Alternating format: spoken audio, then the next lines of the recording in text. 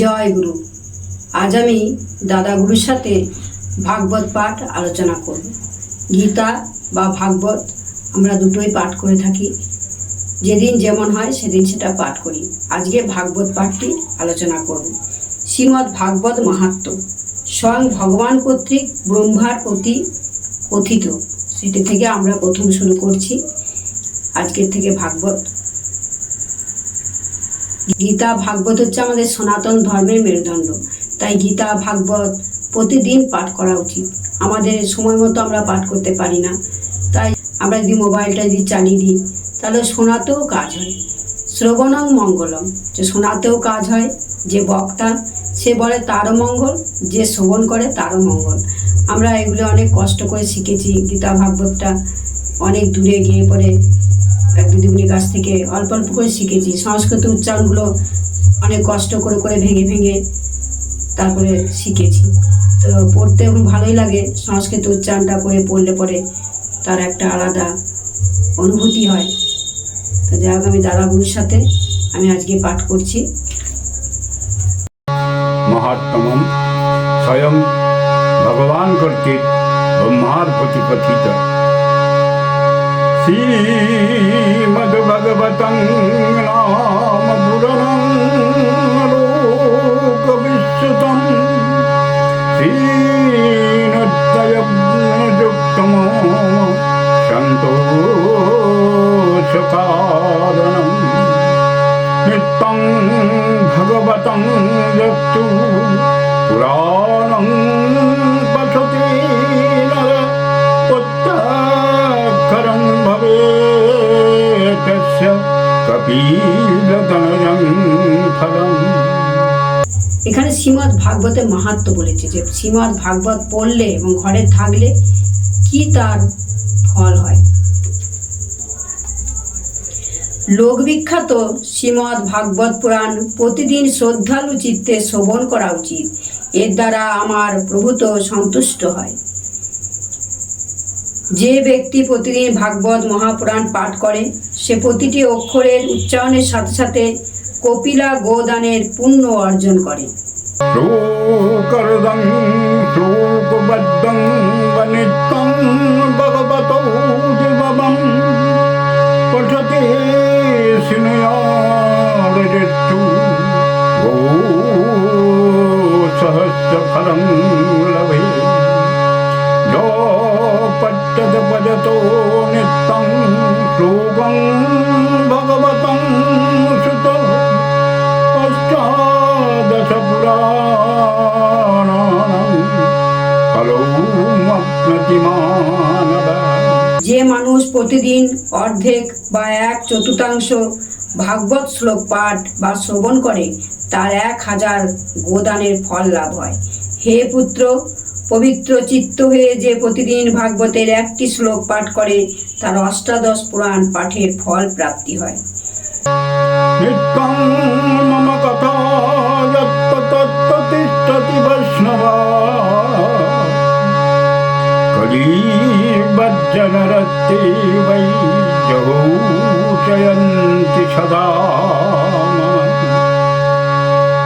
বৈষ্ণবানাং তু সত্তানি যৌচয়ন্তি গৃহে মম সর্বপাপ বিনির্মুক্তা ভবন্তি সুরবন্দিতা। নিত্য যেখানে আমার কথা হয় সেখানে বিষ্ণু, পার্ষদ, প্রহ্লাদ প্রমুখ উপস্থিত থাকেন।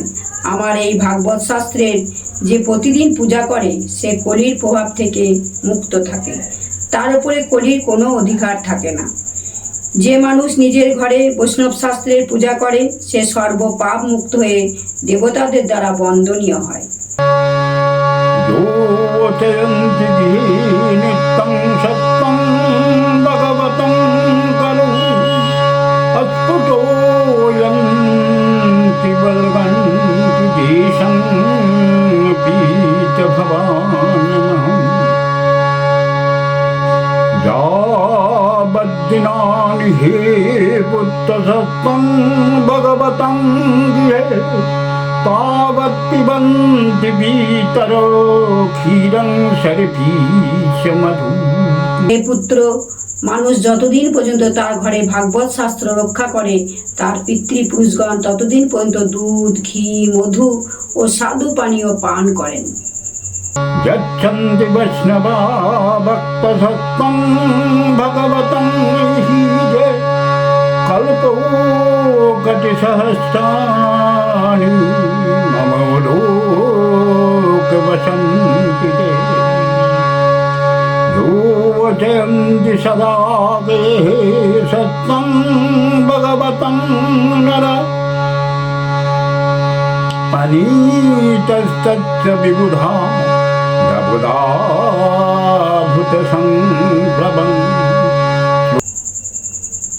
বিষ্ণু ভক্ত মানুষকে যে ভক্তিযুক্ত চিত্তে ভাগবত শাস্ত্র দান করে, সে সহস্র কোটি কল্প পর্যন্ত, অনন্ত কাল পর্যন্ত আমার বৈকুণ্ঠ ধামে নিবাস করে। নিজ গৃহে ভাগবত শাস্ত্র পূজনকারী ব্যক্তি এক কল্প পর্যন্ত সমস্ত দেবতাদের পরিতৃপ্ত করে। লোকর্দং শ্লোকপাঠং বরং ভগবতং সতো সহস্র সহস্র কিমন্নৈ সত্যসঙ্গয়ং নো যত্ত তিষ্ঠতি সত্যং ভগবতং করু নো তস্য পুনরাবৃত্তি।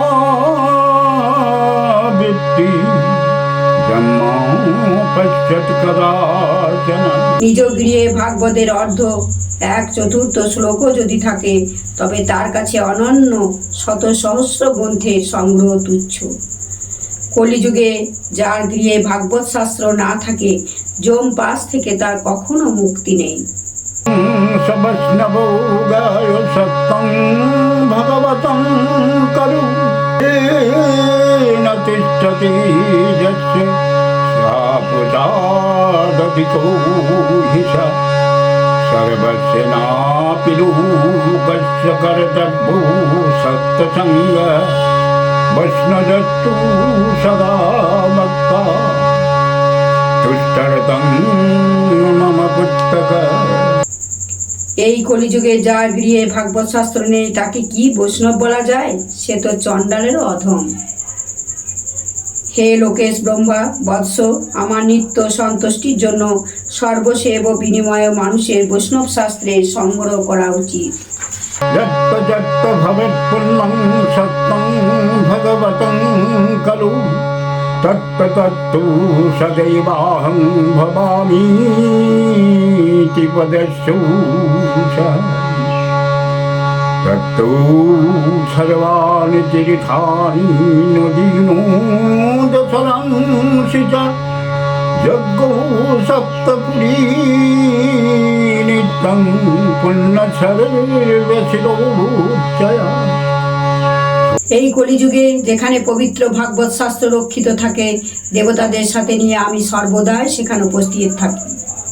শুধু তাই নয়, সেখানে গঙ্গাদি নদী, ব্রহ্মপুত্রাদি নদ ও মানসাদি সরোবররূপ প্রসিদ্ধ সকল তীর্থ বাস করে। সম্পূর্ণ যজ্ঞ, মুক্তিদাত্রী, অযোধ্যাতি, সপ্তপুরী এবং পাবন পর্বতসমূহ সেখানে সতত নিবাস করে।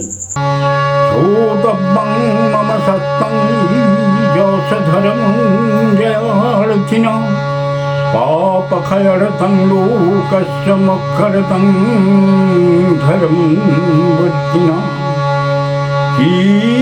শ্রীমদ্ভগবতং পুরাণমায়ুരോগপুষ্টিদং পাঠশ্চ বনজবাপি সর্বপাপৈ প্রমুচ্যতে।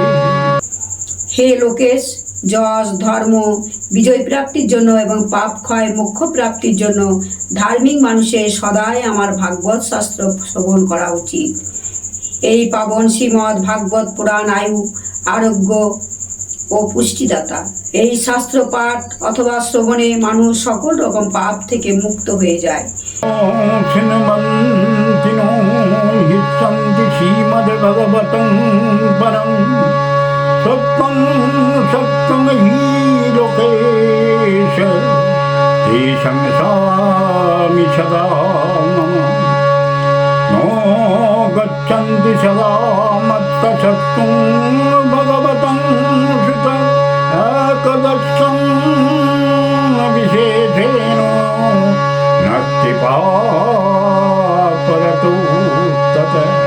হে লোকেশ, এই পরম উত্তম ভাগবত যে শ্রবণ না করে আর শুনলেও যে আনন্দিত হয় না, যমরাজই তাদের প্রভু। তারা সর্বদাই যমরাজের বশে থাকে। আমি এ কথা সত্য করে বলছি। হে পুত্র, যে মানুষ সদাই বিশেষত একাদশী তিথিতে ভাগবত শ্রবণ না যায়, তার মতো পাপী আর কেউ নেই। भगवतं चापि शोकरदं पदमेव वा लिखितं तिष्ठति यस्य तस्य वशामः सर्वौषया विगमनं सर्वतीर्थो भगामम् नो तदपबलं नित्यं श्रीमद्भगवतं यथा। যার ঘরে ভাগবতের একটি শ্লোক, অর্ধেক শ্লোক অথবা শ্লোকের একটি পাদ লেখা থাকে, তার ঘরে আমি নিবাস করি। মনুষ্যলোকে সমস্ত পুণ্য আশ্রমে ভ্রমণ বা সম্পূর্ণ তীর্থসময়ে স্নানও তত পুণ্যকারক নয়, একক এই শ্রীমদ্ ভাগবত যত পুণ্যকারক। उत्थाय प्रणयद्देवै श्रीमद्भगवतं नर धनोपुत्तं तथा दारं भक्तिं चोपददामहं महाराज पचारतु श्रीमद्भगवतं सुत शृण्वन्ति जनरा वक्तचित्तं वत्स्य भवामहम् मत्सर्वेषु सर्वेषु श्रीमद्भगवतं परं शृण्वन्ति जनरा भक्ता ममोपेत्यै च सुब्रत वस्तूयलङ्कारण्यै पुष्पधूपोपहारकै वशीकृत्यं तिष्ठो सौतिष्ठ्या सत्पतिर्यथा। ॐ श्रीमद्भगवद्माहात्म्यं समत्तमम्।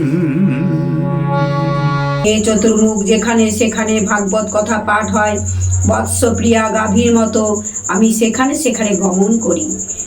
যে আমার এই ভাগবত কথা পাঠ করে, যে সদাই ভাগবত কথা শ্রবণ করে, আর আমার এই কথা শুনে যে হৃদৃক প্রীতি লাভ করে, তাকে আমি কখনো ত্যাগ করি না। হে পুত্র, যে ব্যক্তি এই পরম পুণ্যময় শ্রীমদ্ ভাগবত শাস্ত্র দেখে নিজের আসন থেকে উঠে না দাঁড়ায়, তার 1 বছরের অর্জিত ধর্মকর্মের সমস্ত পুণ্যই নষ্ট হয়ে যায়। শ্রীমদ্ ভাগবত গ্রন্থ দেখে যে প্রত্যুক্ষান প্রণাম ইত্যাদির দ্বারা তাকে সম্মান প্রদর্শন করে, তাকে দেখে আমি অনুপম আনন্দ লাভ করি। যে দূর থেকে শ্রীমদ্ ভাগবতকে দর্শন করে তার সামনে যায়, সে প্রতি পদক্ষেপে অশ্বমেধ যজ্ঞের পুণ্য লাভ করে, তাতে কোনো সন্দেহ নেই। যে ব্যক্তি শ্রীমদ্ ভাগবতকে দর্শন করে দাঁড়িয়ে তাকে প্রণাম করে, তাকে আমি ধন, স্ত্রী, পুত্র আর আমার ভক্তি অর্পণ করি। পুত্র, মহারাজোচিত সামগ্রী সময়ে যুক্ত হয়ে ভক্তি ভরে যে শ্রীমদ্ ভাগবতের কথা শ্রবণ করে, আমি তার বশীভূত হয়ে যাই। হে সুব্রত, যে ব্যক্তি পার্বণ সম্বন্ধীয় সমস্ত উৎসবাদিতে আমার প্রসন্নতার জন্য বস্ত্র, অলঙ্কার, পুষ্প, ধূপ ইত্যাদি অর্পণ করে, পরম উত্তম শ্রীমদ্ ভাগবত প্রাণ ভক্তি ভরে শ্রবণ করে, পতিব্রতা রমণী যেমন সচ্চরিত্র স্বামীকে বশীভূত করে, ওই ব্যক্তি আমাকে সেই রকম নিজেই বশীভূত করে রাখে। জয় গুরু। ভাগবতের কি মহিমা, ভাগবতের মাহাত্ম্যটা বলছে। ভাগবত থাকলে, ঘরে থাকলে কি হয়, শ্রবণ করলে কি হয়, পাঠ করলে কি হয়, কি সুন্দর তার বর্ণনা। এবার পরপর সুন্দর বর্ণনা আছে শ্রীমদ্ ভাগবতে।